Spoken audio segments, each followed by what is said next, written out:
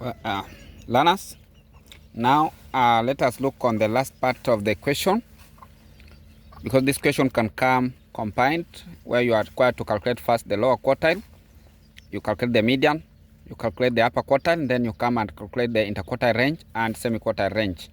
So I'll go on ahead now to show you how we can calculate the interquartile range. We know how to calculate the interquartile range. Good. So learners, first, remember very well, I said Q1 represents the lower quartile, where we said our formula was 1 over 4 in bracket n plus 1. That is where we get the nth item. Good. So that after you have got the nth item, you go on to the data after you have arranged it in ascending order, and you get your value. Good. And in this case, I remember very well, our Q1 in this case was what? 4, regards to this question. Good. Then we said Q2, we said that is the median. That is median, and we say median just a matter of dividing our data into two equal parts. We say this 1 over 2 n1 nth item, and I remember very well, we were able to calculate and we got our median to be what? To be our median we calculated very well, and it was what? It was 5. Good. Then we have calculated also the same question. We have calculated the Q3, which is the upper quartile, where we said our formula is 3 over 4 in bracket n plus 1 nth item. Then after we identify the nth item, we go to our data. After we have arranged it in ascending order, we got what? We were able to get our answer for Q3 to be what? To be 7. Good. So the question now wants us to do what? To calculate. The question wants us to calculate the interquartile range. Interquartile range.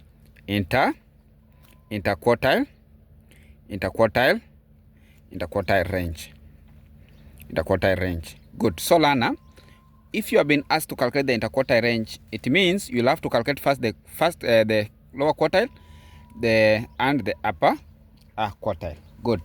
So the interquartile range, we normally say interquartile range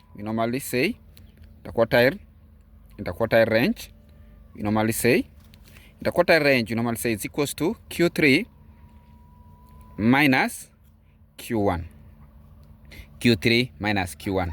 Well, Q3 is upper quartile and Q1 is lower quartile. So our Q3 in this regard to the same question was what? Was 7, minus our Q1 was what? 4. 4, meaning our interquartile range in this case,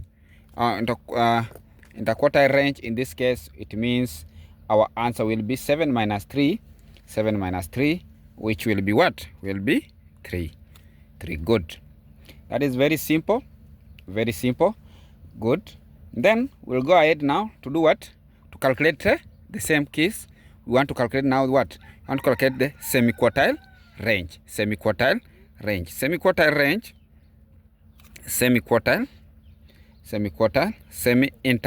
I mean semi-interquartile what? Semi-interquartile range. So learners, semi-interquartile range, the same case, you must have already calculated what? The Q3, and you have calculated the Q1. So to the formula for semi-interquartile range, it will be equals to Q3 you minus Q1, then you do what? You divide by 2, meaning there's no way you will calculate the semi-interquartile range without calculating what? Upper quartile and lower quartile. Good. So in this regards, our upper quartile was 7 minus 2 minus lower quartile was what? Lower quartile was 4. Then we do what? We divide by 2. So it will be 3 divided by 2. Good. So 3 divided by 2. Good. So 3 divided by 2.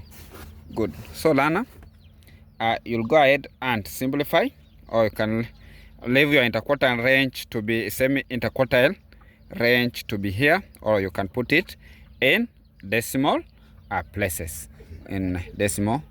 Good. So that is how we calculate that one.